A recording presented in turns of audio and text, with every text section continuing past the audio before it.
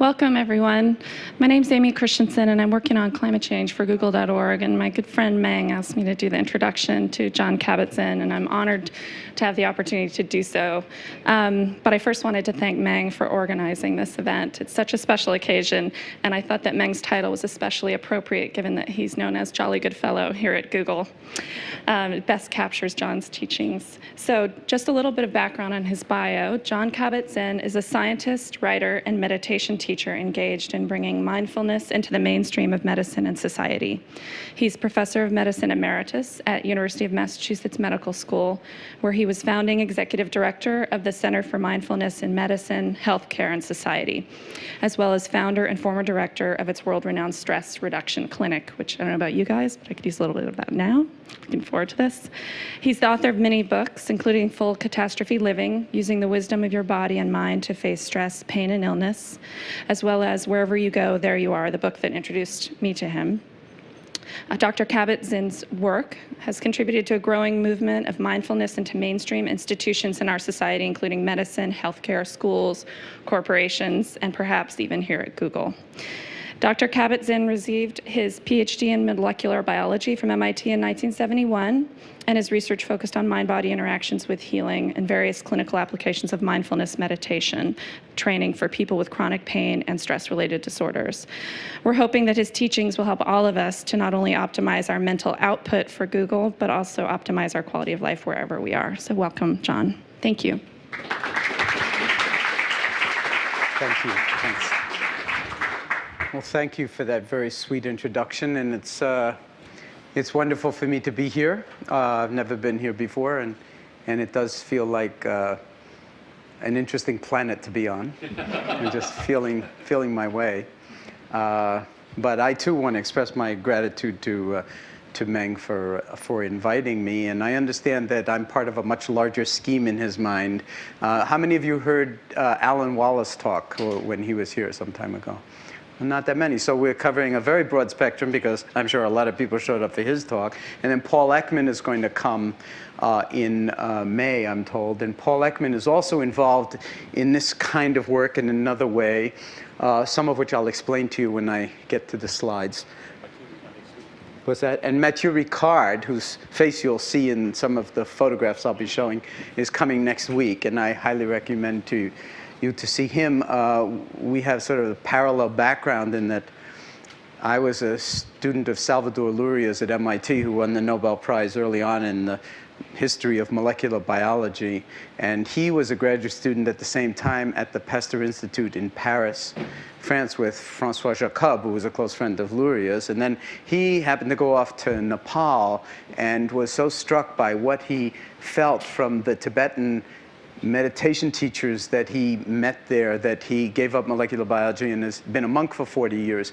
But now, as you'll see, he's been engaged in a larger enterprise to sort of do science on meditative experience and like look at the neuroscience of what happens in the brain when people have been meditating for very long periods of time and with tremendous motivation and intensity. So it sounds like there's something of a kind of sequence of speakers coming to Google that are in some way all pointing to some hidden dimension of reality that's like in some way hidden to us, in other ways completely self-evident. But when it isn't self-evident, it is really opaque. And I like to think of it as an orthogonal dimension, that is rotated 90 degrees in relationship to conventional reality, but one that allows, in quantum mechanics, for instance, as I understand it, an orthogonal relationship allows actually two different entities to occupy the same space at the same time. And in the mind, that is a very, very useful feature to actually bring online as opposed to kind of leave just as potential. So I'm going to be talking from a number of different angles. I entitled the talk, after talking with Meng about it, Mindfulness, Stress Reduction, and Healing, because that's what a huge amount of our work in the past 28 years at the UMass Medical Center has been about. But there's another parallel element to it, and it partly depends on how you feel about stress and stress reduction. But when we use the word stress reduction, we're not talking about some kind of dime store relaxation attempts to sort of calm people down and just make them feel a little bit better so that they can work a little bit harder. We're talking about actually a transformation in the way in which we relate to our lives, to our bodies, to our calling, to our loves, to our ambition, and so forth, so that we can live lives of balance and fundamental, profound satisfaction. And I believe that's true for human beings, that is possible. And I think that a lot of the time, the society entrains us, if we don't do it ourselves, into severe imbalances that can sometimes be unbelievably addictive, intoxicating, and wonderful on one level, and on the other hand, maybe like actually draining your life's blood on another level or killing you. And so in a certain way, metaphorically speaking, I would say that in this society, we seem to more and more be dying for some authentic door into ourselves in a way that's bigger than just what usually defines us. And that's not to deny the beauty of what we often do, how creative we can be, how important it is to, I mean, at a place like this where you're basically redefining the world and the universe and in ways that potentially are tremendously healing for the planet. But to have this be, in some sense or other, held in a kind of awareness that ordinarily we're just not taught in school, and that requires a certain kind of intimacy and cultivation in order to be able to have it more at our disposal. So, if we're going to start with stress and stress reduction, I mean, periodically, Time magazine and Newsweek and so forth put stress right up there on front because I don't know. I mean, I started the stress reduction clinic in 1979. And when I think back to 1979, I say to myself, 1979, what stress? I mean, because of you folks and people like you, I can get more work done in a day than I used to be able to get done in a month. And it's far better work. But it still has a cost. Do you know what I'm saying? I mean, because then the expectation is not just from other people, but from myself, that I will just like be. So the digital revolution already has sort of catapulted us into a condition where increasingly there's no end to the work day, there's no end to the work week, and so there's a way in which work can encroach all of life. And if you love work more than anything else in the world, hey, no problem with that. And there have always been people like that on the planet, scientists, you know, musicians, I mean, where it's all that. But there's also potential costs to pay in terms of burnout, in terms of like addiction, in terms of overdosing, so that you're not actually tapping into the creativity that maybe you once were. And it requires more and more effort to get the certain kind of return as opposed to less effort and more dance. And so there are actually, but for 20 or 25 years, there have been like a lot of research being done epidemiologically. What are the effects of various kinds of risk factors on human health, mentally and physically? Everybody knows smoking is a big thing in this society to actually demonstrate that cigarette smoking is not good for your health. And you know, in 1964, the Surgeon General's report actually came out and said that. So there's that, and there's high blood pressure, and there's high cholesterol, and all sorts of risk factors for coronary disease, for cancer, and so forth. But stress was always considered like not measuring up to a bona fide risk factor. But a couple of years ago at UCSF, in the laboratory of Liz Blackburn, Alyssa Epple, who actually happens to be a mindfulness teacher, but is a young assistant professor at UCSF, did a study looking at the rate at which the repeat subunits at the ends of all of our chromosomes, which are called telomeres, and which are required for every cell division in every cell in our body that divides, that it turns out that stress, long-term chronic stress, can accelerate the rate of telomere degradation enormously. And so if you've ever had the if you have ever heard the words coming out of your mouth after a particularly horrific experience, God, that one just took years off my life, it turns out it's true. It's taking, because the telomeres once they degrade, the cells can't divide anymore. So if stress increases the rate of telomere degradation, I mean, you can't get more somatic and molecular than that in terms of evidence that stress has potentially, if it's not mitigated, the consequence of basically increasing aging. And I'm not going to go into this study in any great detail. It was published in the PNAS and Proceedings in the National Academy of Sciences in 2004. But just to say that they did this study on parents of children with chronic medical problems that are basically not going to get better. So, I mean, it just doesn't get any more stressful than that kind of thing. It's not like, well, at a certain point I'll get to go on vacation, or this will evolve in some way. No, that's just going to be the way it is for life. But they actually took parents who didn't have chronically ill children, which are the blue points, and what they found was that they were also showing telomere degradation, and what really mattered was how much stress they thought they were under. They were under a lot less stress than the other parents, objectively speaking. But if you think you're under like absolutely intolerable levels of stress, you create that reality. So but that's a very positive finding, because it says if you change your relationship to the stress, in your perception of the stress, then you could actually potentially reduce the rate of telomere degradation. And now every study on meditation has thrown in the telomerase assay and so forth now, and we don't know any results yet, but looking to see whether training in a course of meditation over a period of time might actually slow or restore to normal, say, the rate of telomere degradation. So I just want to throw that out to you, because there's so many exciting things going on in the field nowadays about that kind of thing. But I want to make some pretty fundamental points here. If you stare at that word for too long, it doesn't mean anything, as you know. But I want to make a distinction between how much doing we do and, what's that? Doing, yes. If you're Swedish, it's doing.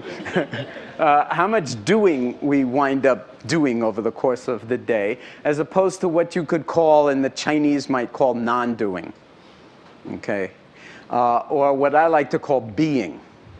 Okay, we're called human beings, but it might be more appropriate, the cliche goes, for us to rename ourselves human doings, because we seem to be very much, doing all the time, and often the doing is coming out of the head, but not necessarily coming out of the heart or coming out of the body, and so it's kind of, in some sense, disembodied doing, and over time, even the greatest doing, disembodied, can get you into real trouble, at the level of the body and its health, but also at the level of our human relationships. Have I lost the audience already? Or am I making some sense here? Okay, because a lot of this is going to be impressionistic. In the amount of time I have, I'm not going to be able to go into this in tremendous detail, but what I'm going to be doing is trying to point you at some places where you'll be able to sort of verify this or not for yourself on the basis of your own experience, just by paying attention in a certain kind of way that ordinarily we don't. And if you want a brief definition of meditation, it's about paying attention. It's got nothing to do with Buddhism, mysticism, the East, the West. It's about paying attention. So that, by virtue of the fact that it's about paying attention, it universalizes it. It's about something that's totally universal. And it's not attention for its own sake. It's an attention for the sake of a profound capacity that we all have innately that we ordinarily never pay any attention to, and that is awareness. And I'm going to argue that awareness has a way of balancing out thought in ways that are profoundly intuitive and also profoundly creative. And that we're never taught that in school. We're only taught to think in school, and we get better and better at being critical thinkers, but we're not so good at holding our thoughts and emotions and sensations and relationships in ways that have coherence, groundedness, the potential for greater satisfaction, balance, and if you will, happiness. And Mathieu Ricard's going to talk on happiness, and he'll come in his Tibetan robes, very colorful Tibetan robes, and Mathieu is the real thing, so you're going to really enjoy him, and I urge you not to miss him. So this, We call what we do mind-body medicine. We've been calling it that for a very long time. Finally, the media has picked up on that because we're trying, from the very beginning, we've been trying to actually transform medicine. Medicine itself is suffering from some serious chronic diseases. You may have realized that in your own encounters with the medical profession. And so we're, in some sense, trying to breathe new life into medicine, and in some other ways, through science, and through some other ways, get it back to its Hippocratic roots and not lose the art of medicine while we're developing the science of medicine. I'll just point out, in passing, the words meditation and the words medicine sound a little bit alike in English, don't they? And there's a very, very deep root meaning that they share. And that makes it not quite so weird that we would be bringing meditation into the mainstream of medicine. Whereas, you know, it could have been thought 30 years ago that's tantamount to the Visigoths being at the citadel and about to tear down the gates of the city and so forth. Far from it, meditation has now become completely accepted within mainstream medicine the past 30 years. And I'll show you some evidence of that. I mean, this is basically a photograph of 150 doctors and other health professionals being trained in mindfulness at one of our professional training retreats. I just got back from another one last week. And what we call mindfulness-based stress reduction is spread. This map is 10 years old. And by the way, I'll just like pitch, this is the perfect environment to do it. If any of you folks can put me in touch with software that I can put points on a map at will, I would love that. And just give, without the coordinates, just name the city and it shows up on my map of the world. I'm looking for it. So this is, and I'm serious, I'd love that. So this is a poster of a day-long seminar that was held at the National Institutes of Health at their giant auditorium, the Natcher Conference Center, right on the grounds of the NIH in 2004, called Mindfulness, Meditation, and Health. And what I want to say is, from the perspective of 1979, when I started the stress reduction clinic, the idea that the National Institutes of Health would hold a day-long symposium entitled Mindfulness, Meditation, and Health, it's more improbable, more infinitesimally improbable than that the universe the Big Bang would stop expanding and the universe would begin to collapse. I mean, this is like a huge sea change at the NIH, and they are now funding studies of meditation in the range of between $10 and $100 million at the moment. And are really interested in this, in part because the more you can teach people how to take care of themselves as a complement to what the healthcare system can do, the cheaper it is. And the more effective, because then what you're doing is you're creating a participatory medicine as opposed to an automechanics model of medicine. And we mostly practice automechanics in medicine. And so this is another stream of it that I just want to point out. I'm part of a group of people, Mathieu is as well, called the Mind and Life Institute, which has been around since 1987 and which holds periodic conversations between Western scientists and the Dalai Lama and other Eastern contemplatives on subjects of mutual interest having to do with basically two things: the nature of mind and the nature of reality, and how these different streams and epistemologies and way of knowing might actually inform each other if they have conversations together. And these have all been private meetings. I'll show you some photographs of them in a bit over the years, except that His Holiness then at a certain point said, I want to have more people be able to attend these meetings. So we held a public one at MIT in 2003. You probably read about it in the New York Times Magazine about that time. And that was on neuroscience and meditation. And at that MIT meeting, at least 90% of the questions were about the clinical applications of meditation. So we decided we had to have a second public meeting, clinical application, science and clinical applications of meditation. And that was held in Washington with twice as many people as the MIT meeting, so about 3,000 people in November of 2005. And I also want you to note, from the point of view of the sea change in medicine, that it's co-sponsored by Johns Hopkins, School of Medicine, which is the oldest and most venerated school of medicine in the country, and Georgetown. So they no longer are in foxholes, not wanting to be associated with either the subject of meditation or with somebody wearing Buddhist robes. The NIH, however, originally we were going to do it on the NIH campus, and they just couldn't handle that because it would look like the National Institutes of Health was promoting Buddhism if the Dalai Lama stepped on there. And so we took it out of the NIH. So now I'm going to give you a brief parenthesis and speak about the Mind and Life Institute, just so you have a sense of this in a kind of parallel universe of what's going on here, especially since Mathieu is coming in. This is Mathieu Ricard, and this is the 17th Karmapa, who is, I think in that picture, 17 or 18 years old. And you know, in Tibetan Buddhism, everybody is the incarnation of everybody else. They've been family for a long time. And and this is one of the Mind and Life meetings where lots of monks come.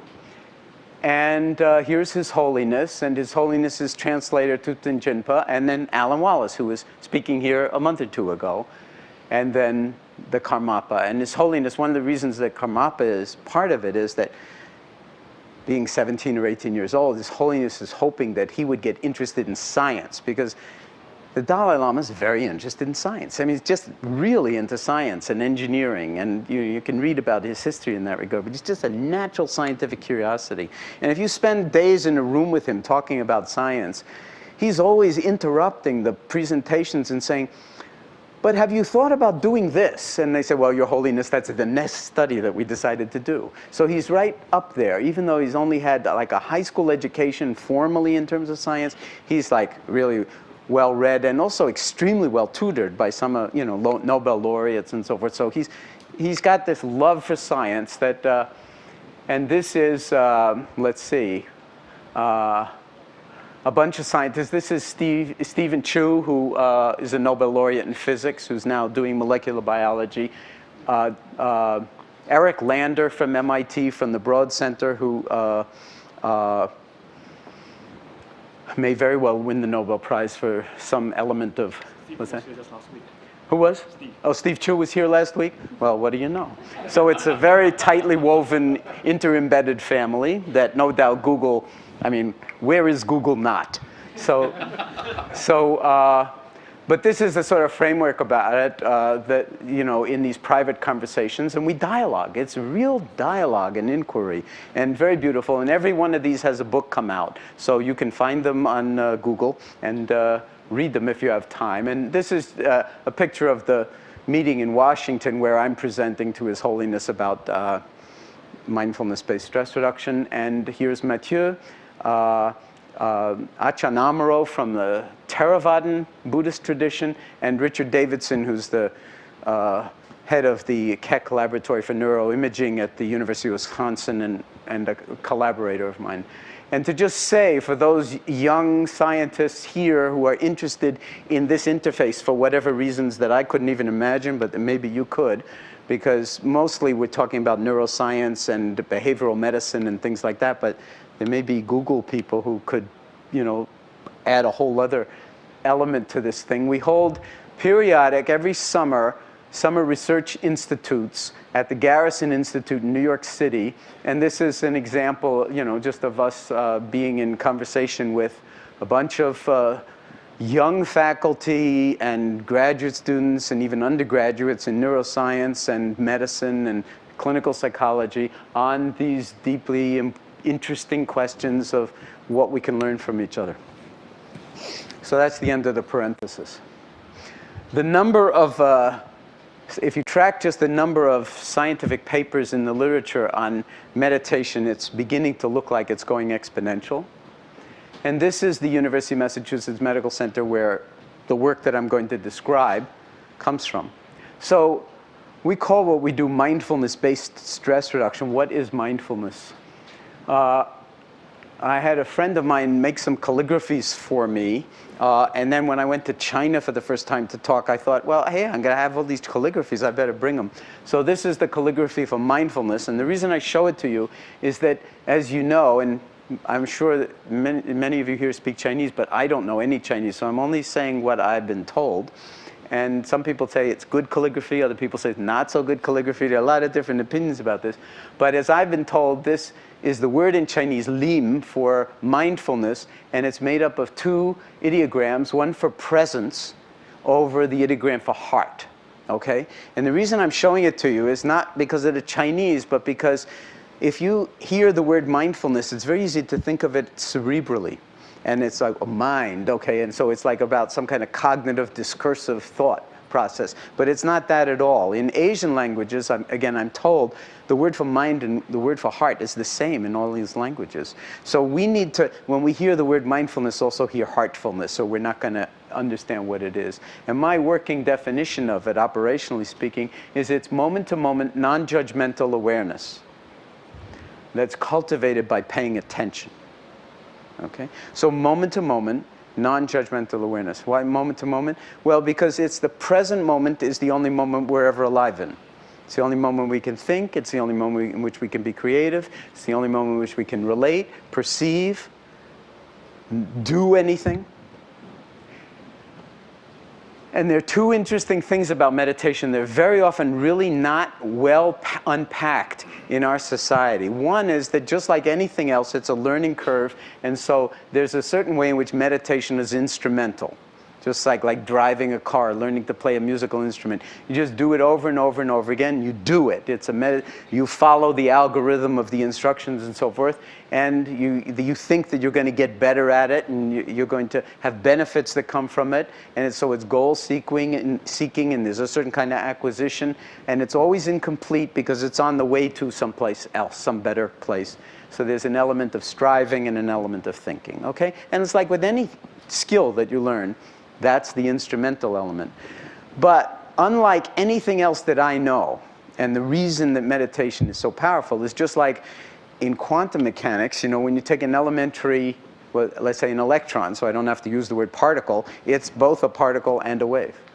Okay? Or it's neither until you do the experiment, and depending on what kind of apparatus you use, it manifests as particle, it manifests as wave, but we can't really say what it is when we don't do the experiment. So it's kind of just different mode of reality, and they speak of it as being complementary, that the particle and the wave are complementary elements of the non-thing.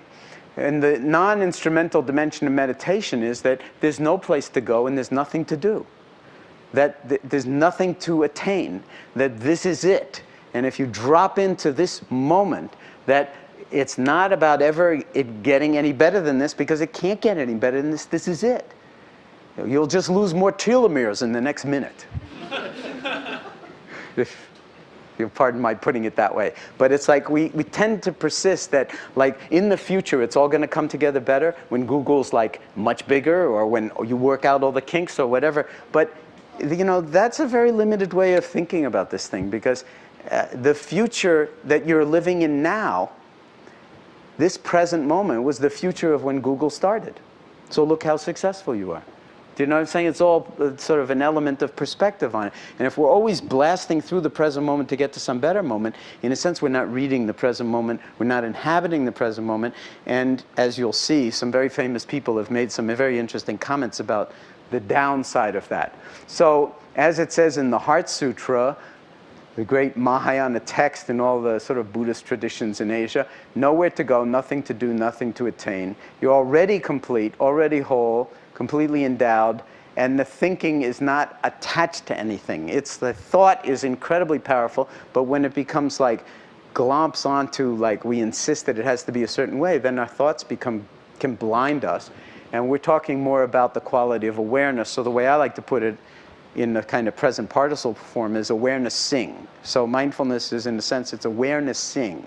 We do it all the time, but we're not aware of it. So we need to actually cultivate meta-awareness, metacognition, or metacognitive awareness. And I just want to say, I don't want to go into this in any great detail, that this is based on a kind of non-dual view of the universe. That we do create subject and object. We separate things as me, the viewer, and what is viewed, and all of that. And from a conventional point of view, that's fine. But there's some other element that unifies what Wordsworth called discordant elements and makes them work in one society. It's some deeper element of integration that very often we are opaque to. And so that's beyond relative opposites, like what I like and what I don't like. That can rule my life.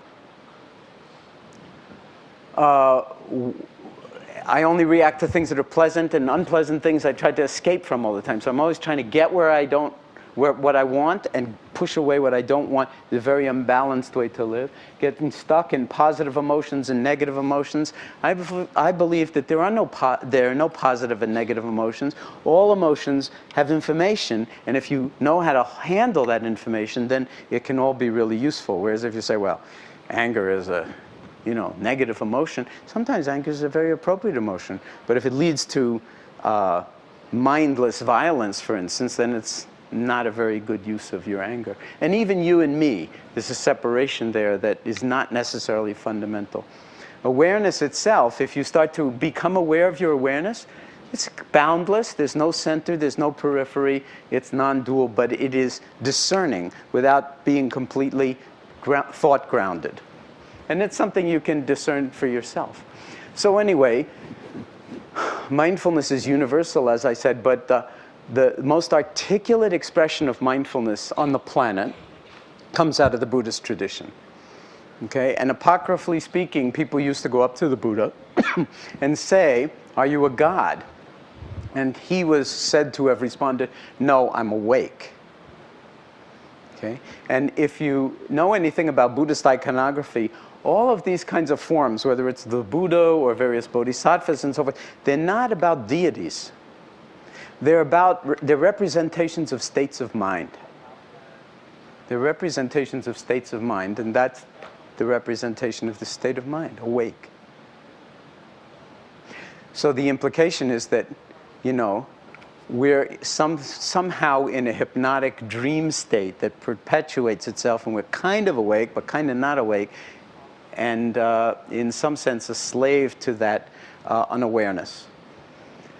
So we can zone along on autopilot for years at a time, more or less unconscious, even while we're thinking we're conscious. And the implication of that, and you can check this out for yourself, is that you may never be where you actually are, because you're always somewhere else.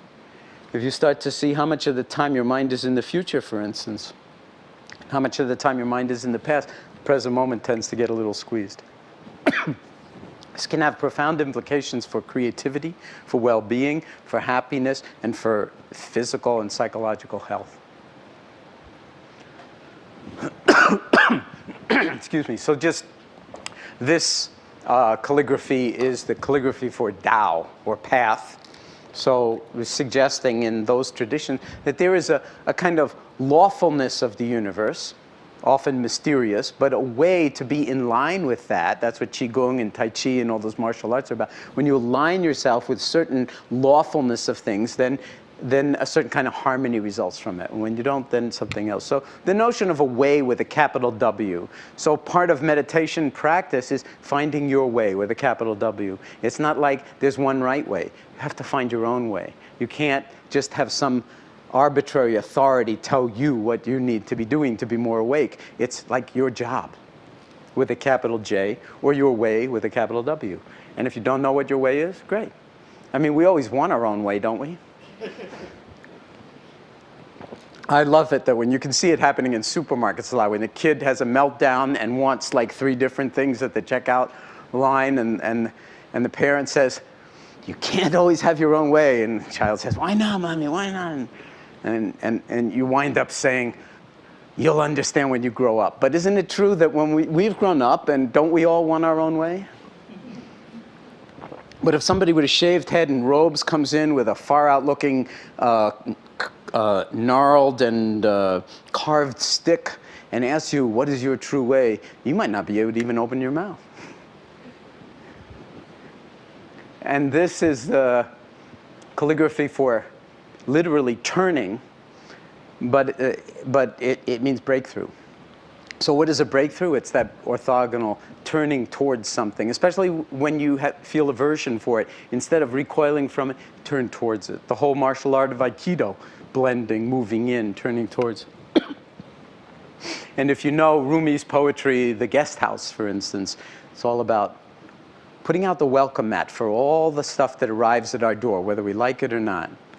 This being human is a guest house. Every moment, a new arrival, a joy, a depression, a meanness, some fundamental awareness comes as an unexpected visitor. Welcome and entertain them all. Even if there are a host of sorrows who violently sweep your house empty of its furniture, still treat each guest honorably. He may be cleaning you out for some new delight. The dark thought, the shame, the malice, greet them at the door laughing. That's advanced practice, and invite them in. Be grateful for whoever comes, because each has been sent as a guide from beyond. That poem is 900 years old. But what it's suggesting is turn towards rather than recoil away from. And see, open your eyes, take a look. That's what this is really all about. And it's suggesting that when you do that kind of turning, there's the potential for breakthrough insights, breakthrough behaviors, breakthrough, rearranging of your cellular organism, because the body is listening to what the mind is doing. And when the mind learns how to self-regulate in particular ways through self-observation, interesting things happen. So Thoreau said famously, if you go back and read Walden, you'll see it's all a rhapsody about the present moment. I went to the woods because I wished to live deliberately, to front only the essential facts of life and see if I could not learn what it had to teach, and not when I came to die, discover that I hadn't lived.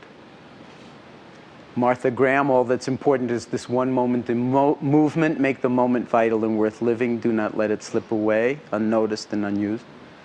And William James, I'm not even going to go into that in the interest of time, but he's basically saying that a method to voluntarily bring the mind back when it wanders off would be the foundation of the best possible education. But he says it's easier to conceive of that than to find one that would really work. But he didn't know anything. It's evidence that he didn't know anything about Buddhism, because that's exactly what it is the mind goes off, you bring it back. The mind goes off, you bring it back. Mind goes off, you bring it back. Mind goes off, you don't want to bring it back, you bring it back anyway against the resistance.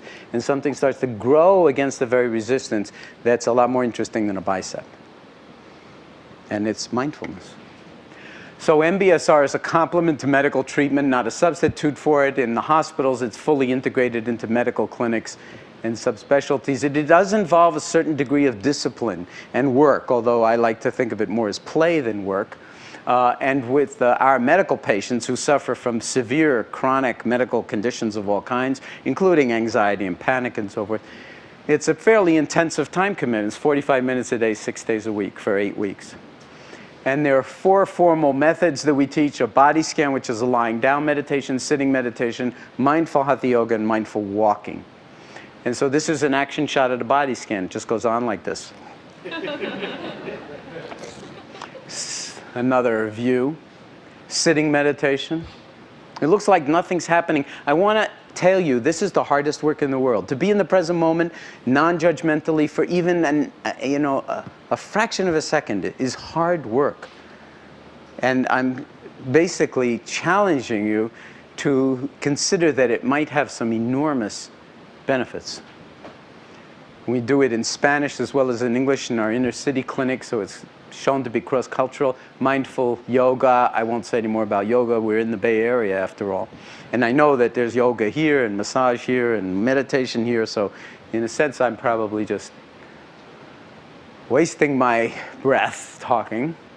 The real meditation practice, however, is not these formal practices. It's living your life as if it really mattered. So, in other words, your whole life becomes the meditation practice. That's what this is really about. Living in awareness, living with a certain degree of self-compassion and kindness, and cultivating what, the Dalai Lama and other people calls wisdom. And the body has its own natural wisdom. The mind also has its own natural wisdom. And sometimes we get out of touch with it. So I'll just give you one example. Like the next time you're in the shower, just as homework from this talk, check and see if you're in the shower. You may be already at Google. Of course, maybe you're always at Google and you shower at Google. But you'll be amazed how much, like when you're in the shower, you're already at work. You might have your whole first meeting of the day in the shower with you. You might be in the middle of an argument. but you're not feeling the water on your skin. So you can begin to just gently, and remember it's non-judgmental, so you don't beat yourself up for non-performance on the meditative side, but you just like let the water be in touch with your skin and know it. That's like that sensorium of feeling. You can know it. And that becomes meditation practice. So this was a slide that I was showing His Holiness in that talk. I was trying to get through about MBSR, so I said, well, if you consider life to be a bicycle, then MBSR is kind of like, or any training in mindfulness would be like training wheels, you know? You just kind of get the feel of it, but then you throw the training wheels away. It's all about, you know, the somatic experiencing of it. And you can't, I don't think even at Google you can develop an algorithm for riding a bike. You read the algorithm and you just ride, never fall. The body has to learn from doing, from the engagement of it. And so, you know, and then once you do know how to ride, you don't need the training wheels. And there are a lot of different things, ways that people approach bike riding, okay? How many of you ride bikes to work? I saw a lot of bikes out there. So there's biking and biking. And there's meditating and meditating too, okay? But it's not about, like, Einstein never needed to be like Lance Armstrong, okay? It wasn't his thing. 7-time winner of the Tour de France. The amount of mental energy that it takes to accomplish something like this, virtually unthinkable. That's why the issue of drugs will come up. But the fact of the matter is that you don't have to be like anybody else. You use your bicycle your way. So I'm going to just, in the last few minutes of this before we have questions, I want to just run by you some clinical studies, okay, so that you have a sense of the kind of work that's being done in this area. And just very briefly to say, with a whole bunch of medical patients going through the stress reduction clinic who were medical patients, they had chronic pain conditions, heart conditions, and so forth, but they also qualified for clinically a mental health diagnosis in either anxiety or panic disorder. Okay, so they had that, a psychiatric diagnosis on top of the medical diagnosis. And you can see that like if this is an anxiety scale, you have a step function down over the 8 weeks of the stress reduction clinic. People come to the hospital once a week, 2.5-hour class. In the 6th week, there's also a day-long silent meditation retreat. And so it's 8 weeks, 2.5 hours, once a week, 45 minutes of practice every day. And you see a step function in anxiety. You also see a step function in depression. And then I won't show you the data, but that goes out not just 3 months, but 3 years. So something people do in 8 weeks can have an effect on their lives 3 years down the road. Now I'm going to just very briefly talk about 2 randomized clinical trials. One, the effect of mindfulness-based stress reduction on emotional processing in the brain and immune function in response to a flu vaccine. And then if there's time, very briefly, the effect of the mind on the healing process that you can actually see and photograph. Because healing is a sort of double-edged word in medicine. You have to be very careful how you use it or people start to roll their eyeballs and think you're weird. But wound healing, nobody thinks that about. And so we tried to find a healing process that would not create that kind of resistance. So this is a study that we published in 2003 and with Dr. Davidson, my collaborator. Can mindfulness training in the form of MBSR be used to modify the central circuitry of emotion? And I just want to say, and maybe Paul Ekman will talk some about this, but you probably know that in the past 8 years, the entire basis of neuroscience has been transformed by the discovery that the dogma that we were taught for a generation, that after about the age of 2, there's no new neurons laid down in the central nervous system, and that it's all loss of neurons. It's like downhill from about the age of 2, and you can kind of hear the neurons going exponentially. That turns out not to be true. It turns out that we're making, not just synthesizing new neurons, which is called neurogenesis, but laying them down in particular regions of the brain, and they're functional up to the day we die. And it's driven more than anything else by experience, and more than any kind of experience, repetitive experience. Okay? When you do the same thing over and over and over again, like ride bikes up mountains, or meditate, or play the violin starting at a very early age, where what you do with the right hand, what you do with the left hand are very different. It turns out you can morph what's going on in your motor cortex and somatosensory cortex by just fingering a lot. Okay? And there's a very famous study of the London taxicab drivers downloading the street map of London into their heads, and you see the anterior hippocampus shrink and the posterior hippocampus get bigger over a period of 2 years. Losing a limb, very often different aspects of the brain are recruited to different parts of the body because the limb is no longer there.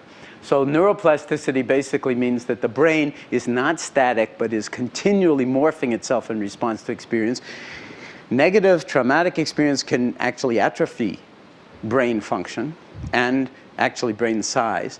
And therapy and moving in a positive direction can restore it potentially, and that's an area of very ongoing, very exciting research. So I'm going to talk about a part of the brain called the dorsal lateral prefrontal cortex, which has a kind of division of labor left and right. There's an asymmetry in the lateralization. So left activation is associated shorthand, happiness, feelings of well-being, approach behaviors.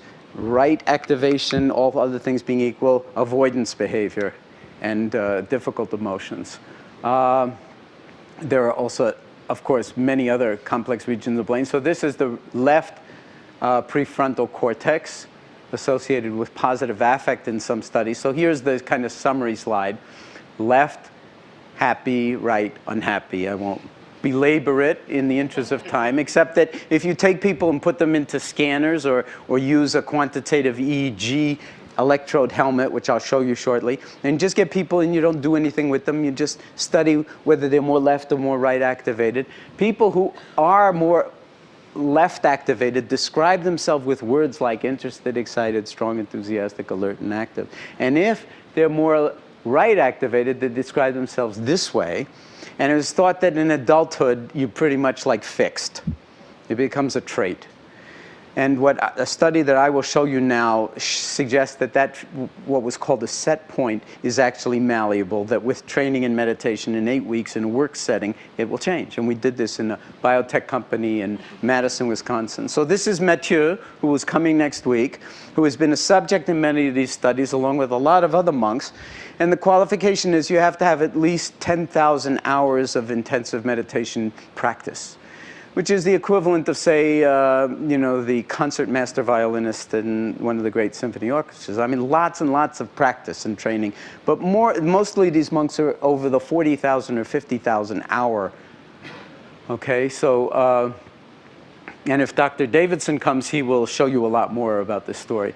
And this is just to give you a little background in it. This is 150 undergraduate psychology majors and their profile in terms of left and right. So you see there's some outliers on the left, there's some outliers on the right, but it's basically a Poisson distribution. Nice bell curve. This is Mathieu when he's meditating, cultivating what they call non-referential compassion. Non-referential compassion. No subject, no object. And in case this distance looks fairly close, this is 8 standard deviations from the mean. 8 standard deviations. Neuroscience had never seen anything like this. And we're seeing this time and time again. It's reproducible, not just in one person, but in many people, that the brain is capable of like the same kind of thing Lance Armstrong is capable of when you push the envelope in that kind of a way. Okay? In the non-doing kind of way, in the non-striving kind of way, in the non-instrumental kind of way. And then this is more evidence from a study in PNAS with Richie and Mathieu, who's an author on the paper, and Antoine Lutz, just showing undergraduates, Buddhist monks. I won't say any more except to say that like it's a global recruitment of the cerebral cortex in the monk meditators and the college students with 2 weeks of instruction, trying hard, but that recruitment is something that takes time to achieve. So in our study, we went to a to a biotech company, high stress, beautiful work environment, biotech company. The president agreed to let us do the study there, randomize people between they take the 8-week program or they don't. The anxiety is reduced in the people that take the program, not reduced in the waitlist control. They all go into the laboratory. And very briefly, I mean, this is just a way to show left versus right activation. Time 1 is before randomization. Time 3 is at 4-month follow-up. And the meditators are in the red and the control group are in the purple. And there's no significant difference before. By time 2, which is at the end of 8 weeks, but I don't have it on this graph, and time 3, the meditators are shifting more from right activation to left activation. That was not supposed to happen by the dogma, that it was supposed to be a fixed point, but they're in 8 weeks on work, during work hours, learning this stuff, they are shifting in the direction of, the same direction as the Buddhist monks. Okay. Meanwhile, the control group is actually getting worse because we are interpreting that as that by the time they're in the laboratory for the 3rd time, it's very, very aversive. And so they're getting more right activated. And we gave everybody the influenza vaccine at the end of the 8 weeks and then monitored their blood titers for antibody. The meditators mount a stronger immune response than the non-meditators. And then when we plot the degree of shift, brain shift, right to left over the degree antibody titer, we get a linear relationship with a fairly significant correlation in the meditators and no relationship whatsoever in the control group. Okay, so that's just kind of like one little thumbnail sketch of the kind of science that's being done now. And it's coming out of the hospital into the work setting, and people who took the MBSR program reported that they were much more effective in managing their stress. And this regulation of emotion you could think of as like enhancing the effectiveness of our emotional intelligence. And then it has effects on health, at least in terms of the immune system. And you know, we don't know enough about it to say any more than that. And that's why all these other studies are ongoing. I'm just going to say very briefly about the skin disease that you can see in photograph and healing. That Bill Moyers was filming in the stress reduction clinic back in the early 90s, and we had done a pilot study that showed that people with psoriasis who were meditating while they were receiving ultraviolet light treatments for their psoriasis healed much faster than the people who were just getting the ultraviolet light treatments. Now, ultraviolet light's not a cure for psoriasis, but psoriasis is an uncontrolled cell proliferation in the epidermis. But it's not cancerous. But it's got kissing cousin genes to cancer. So it's like a really interesting question. Can the mind influence healing? Right down to the level of gene expression, control of cell division, and so forth. For its own sake, and also because of its potential applications for cancer. So when he was filming in the clinic, we had this very exciting pilot result, but we couldn't talk about it because we were in the middle of doing the replication study. So this is what psoriatic skin looks like, and it can cover the entire body, and it's very labile with emotional stress. So the more stressed you are, the more, you know, of your body can be covered. This is what an elbow looks like, and then that's what the same elbow looks like clear. So we randomize people between 2 conditions. They either get the meditation while they're undergoing ultraviolet light, or they just get the ultraviolet light by itself. And this is how you get exposed to ultraviolet light. You go into a light box, like a telephone booth. It's on wheels, so the door closes. And then it's like kind of, you're standing there naked with a pillowcase over your head and goggles on to shield you from your corneas from the UV. And it's not like going to the beach. Yeah. It's more like going into your toaster oven. I'm serious. And so you're really getting grilled. You can only be in for short periods of time, and we titrate people up in time as they accommodate to the intensity of it. And we put speakers on the top, and we did a guided meditation while they were, if you were in the experimental group, while they were doing it. And I'll just jump to the chase and say, this is the probability of clearing graph for the meditators listening to the guided meditation tape. That's the only meditation training they got. No person, just a disembodied voice, no classes, no group support, anything like that. The meditators are obviously healing with the different kinetics from the people who are just getting the UV. And that's whether it's what's called photochemotherapy. I'm glossing over a lot of details, but these are published studies, or just the ultraviolet light by itself, which is a weaker treatment, so everything's translated more to the right. But still, at the midpoint of the probability of clearing, you've got a 35 to 40 day difference. And when you do the statistics, it turns out the meditators are healing at 4 times the rate of the non-meditators. And I won't walk you through the table, but there are implications of this study. One is that the mind can positively influence the healing process and speed it up by a factor of approximately 4. That's pretty interesting, if that's true. We've seen it twice, so we tend to believe it more than we would otherwise. And it's doing it down, it's got to do it down to the level of gene expression. There are all sorts of other implications of this study, which I won't go into right now. And just for the sake of having some time for dialogue, I'm going to stop and just quote William James again, or for the first time, since I didn't the first time. I have no doubt whatever that most people live, whether physically, intellectually, or morally, in a very restricted level of their potential being. They make use of a small portion of their possible consciousness, much like a man who out of his whole bodily organism should get into a habit of using and moving only his little finger.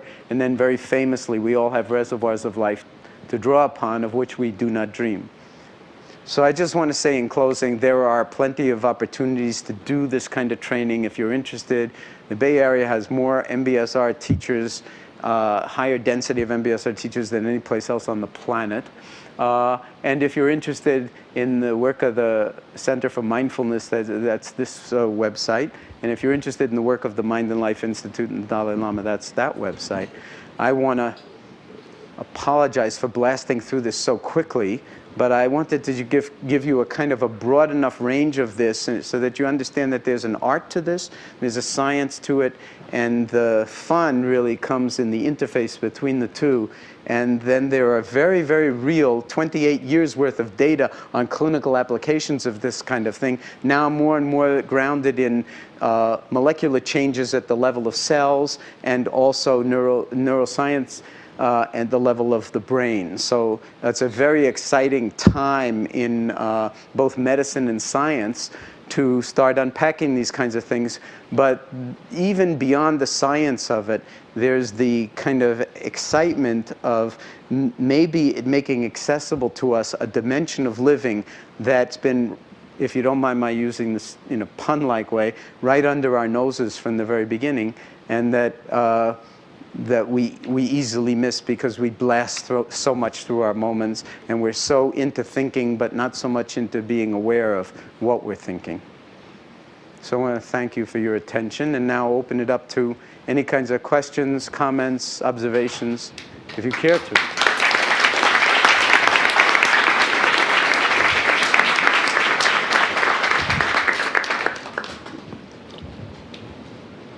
Questions. Can you tell people to be having meditation at 3:15? Yes, just Meng is suggesting that I say that at 3:15 there'll be a meditation class for anybody who wants to dive into the actual practice itself rather than talk about the practice. Yeah, so please go just ahead. a basic comment that you showed many pictures of monks and just did the studies on monks. Yeah. I just want to say that the monks they may have less stress, but their lives seem to be really boring. For people who are working at Google, and we have a lot of work to do. We have a lot of things to create. We do have a lot of stress. Just there's sort of some kind of a balance between a monk's life and an engineer's life. For people who have a lot of stress generating work to do, how do you handle this? Okay, well, I want to make sure that you understand that the reason I'm showing the picture of the monks is basically to show outliers, okay? But the fact is 17,000 people have been through our stress reduction clinic over the past 28 years, and none of them know anything about monks or Buddhism and could care less, and they're all stressed up the kazoo, or wazoo, or whatever you want to say. So this is... My point showing about the monks was that the regular people in the work setting, when we did that study, their brains shifted in 8 weeks in the same direction as the monks who've been doing it for 40 years. So there's a tremendous amount of latitude for dealing with the stress that you're under as a person. And very often what we think is, well, the first thing we want is someone to just make it better, like maybe drugs or whatever.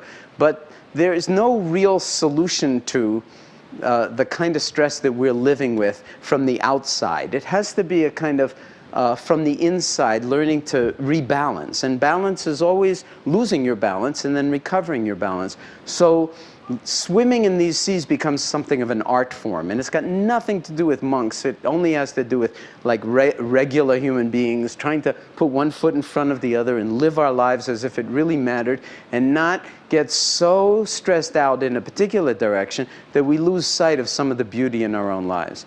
On the other hand, not to get so laid back that we stop contributing to the world or to our work or whatever. And that is an art form, and everybody sort of in a sense has to do that interior work themselves, I would say, because no one else is going to be able to do it for you, certainly. So that's the challenge. But I think there's a very, very good track record, which maybe I didn't articulate well enough, that this is for real people. It's got nothing to do with Buddhist monks. It's just that since Mathieu is coming next week, you might come and see him, you know, just for fun. See that he ain't that different from us anyway. And believe me, the monks have plenty of stress, and they don't think their lives are boring. I mean, boring is as boring sees it, so, you know, could be different. Yeah. You defined mindfulness as non-judgmental awareness moment to moment. Why is the non-judgmental so important that it takes 20% of the definition? Oh, well, without that, I mean, that's the hardest part of it, is like, because we've got ideas and opinions about everything. So the invitation is to see if you can be with a percept without getting caught in your liking or disliking of the percept. It turns out to be very, very challenging. And non-judging doesn't mean, it's not an invitation to get stupid. It's not like, well, I'm not going to be judgmental anymore. I'll just walk out there and, you know, if a truck's coming, no problem. I'll just walk in front of the truck. It's not about that. We make a very fine distinction between non-judging, which is like, judging is kind of, in my vocabulary, it's like black and white, good and bad, like, dislike. It's kind of very binary. And we tend to jump into those binary plus, minus, good, bad, very rapidly. Discernment is seeing more the shades of gray between 0 and 1. You know, everything in between black and white, so to speak. So it's very much, as I'm saying, a way of being. It's an art form where it's not that you don't see clearly, it's that you do see clearly because your mind isn't fogging it over with all your preconceived 0-1 decisions from moment to moment about what you like and dislike, which is a little bit like a prison. Yeah. So I thought the results about the psoriasis were very interesting, but I didn't think the control group was actually a control group, because in the set who were given the meditation, they were given something. Versus if people are told to take time out and problem solve, whether there's that difference. Because it could also be that if people were played this tape in the middle of their treatment, which said, now think about all your problems and think how you're going to solve them, be active and so on, take care of yourself, take care of your health, eat properly. We call those anti-meditation tapes. Yeah, anti-meditation. They might also show this increased result because they might also take time out to take care of themselves. Now, I'm going on long-term memory here because I don't know of any recent studies of that kind.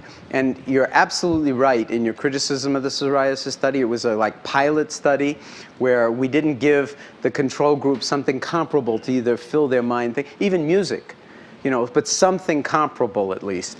But I think the anti-meditation, it's not simply that you're thinking. There's a big difference between the meditators and the thinkers, so to speak.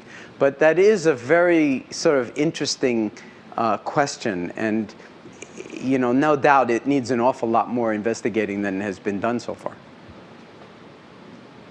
I was listening to a tape recently that from a book that the Dalai Lama wrote, and in it he said something very funny about neurobiology. He said he was listening to give a lecture about the amygdala, and I think it was Goleman, and how the amygdala has all these negative impacts on our emotions. And he laughingly thought to himself, well, then enlightenment is simple. We'll just cut out the amygdala, and then we'll all be enlightened beings. And of course it doesn't work that way, because when you cut out the amygdala, there's a whole host of responses that you excise from the opportunities that humans can have in their interactions, such as being rightfully afraid or any time you're startled, then you need that. However, I was thinking about the studies and how you were talking about the right and left prefrontal cortex. and how there's a noticed diminished activity in the right prefrontal cortex. And then I thought about what the Dalai Lama was saying. Well, and how do we know what the effects of the right prefrontal cortex could be and how they could possibly contribute to a wholesome life? And do we really want to sort of shut out those capabilities and being present with like fear and being present with sort of those more negative sides? Isn't that casting the exact same sort of binary positive, negative thing that you were talking about before? Yes, and that's why I'm just showing you what's been done and giving you that frame on it. But the larger non-dual perception is saying we hardly understand anything about the brain. And one of the things I glossed over was that left-right shift had to do with very specific loci on the left and on the right. Right next door are other loci that are doing totally different things. The prefrontal cortex is doing a million things at once, so to speak, most of which we don't understand, but it has to do with executive decision making, all sorts of things. So it's not a matter of like, well, excise the amygdala or find the exact thing that will like get you, a little bit more on the left side, because that's also dualistic. So we're beginning to unpack some of what are called the neural correlates of meditation, but we're light years away from understanding the brain or what is really involved when you drop liking and disliking, this and that, and into an awareness that can hold it all. I mean, but we're doing those kinds of studies with Mathieu and other people where they can rest for extended periods of time paying attention to one thing or to no thing and extend that out and see what the brain does. And, it's all kind of like an incremental learning curve. But it's nobody that I know went into meditation because they wanted to make pretty pictures on fMRI scanners. And they go into it for totally different reasons, but now because of this interfacing between science and meditation, it's becoming interesting, and the risk is it'll become materialistic. That people will glomp onto the results and they'll lose the heart of the whole thing. And even His Holiness and Mathieu are aware of that. Okay, last question. Where'd the microphone migrate to? So I think this is sort of a related question, which is, you said a few times that mindfulness and meditation don't inherently have anything to do with Buddhism. As someone who is a Buddhist, there's something sort of uncomfortable about thinking about people coming to meditation, to cure their psoriasis. And I just wonder, do you worry that something might be lost as if meditation does come to be seen as essentially just a medical treatment and not a spiritual practice? Oh. Yeah, but I don't see it that way at all. I don't think that, first of all, the people who are with the psoriasis, they're just agreeing to be part of a study on meditation. They're not coming to meditation the way somebody would come to meditation. And even in the stress reduction clinic, why do people come to the stress reduction clinic? Really one reason and one reason only: suffering. Okay? So, this question got posed to the Dalai Lama around whether this kind of thing is kind of like the death knell of Buddhism, because we're taking what you might call the heart of Buddhist meditation. People do call it the heart. But if it's a decontextualization of it, it would be a desecration or a denaturing of it, and then offering it to people who are suffering. That would be a disaster, and I hope we're not doing that. What we're doing, in my view, is it's a recontextualization. And I asked him during that presentation, when it came time to ask him questions, I said to him, do you see any difference between Buddha Dharma and the universal Dharma?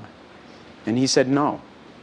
And so as long as this mindfulness is grounded in ethics and morality and all of the kinds of things, and it is, all of the kinds of things that would go into a kind of a full spectrum meditation practice, it doesn't need to be Buddhist in order to reduce suffering.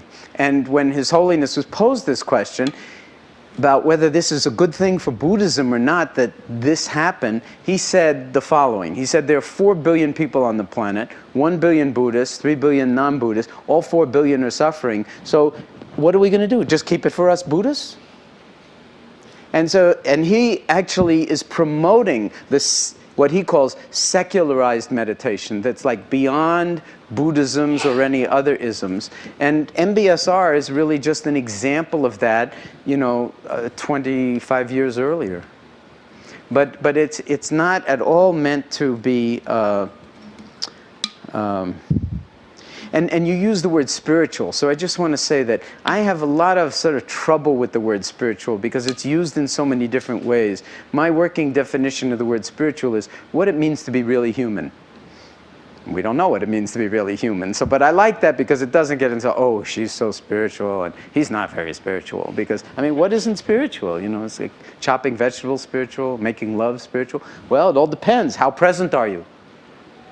So I love that I'm even here and that we're having these kinds of dialogues and questions because I think we're in a place of so much not knowing.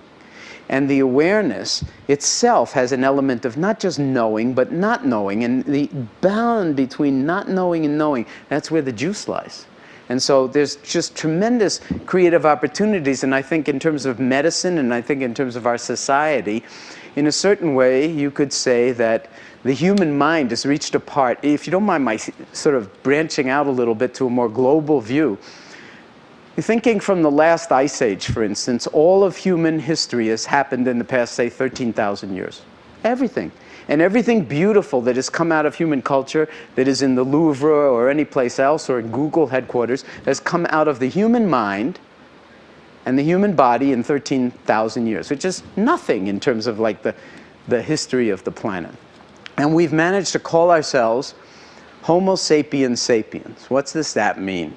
In Latin, sapere, present participle of the verb sapere, is to taste or to know.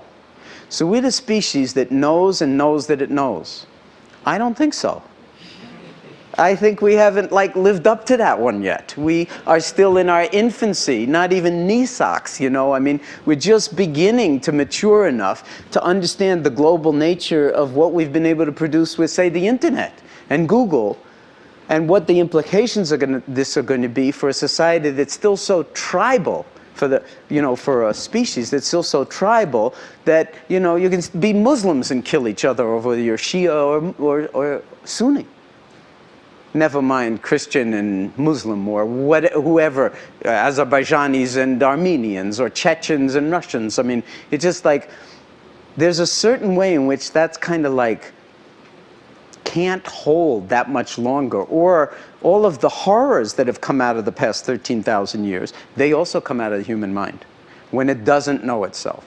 So the challenge is, could humanity reach a point where we actually own that Homo sapiens sapiens thing, take it seriously, and then do the work of cultivating intimacy with the full range of our human capacities and of the human mind, and then work out ways to deal with the dark side, okay? The side where, like, we're not going to deny that we can get, you know, incredibly violent if we get angry, if we're thwarted, if we don't get our way, if we feel threatened. It's not just in other people.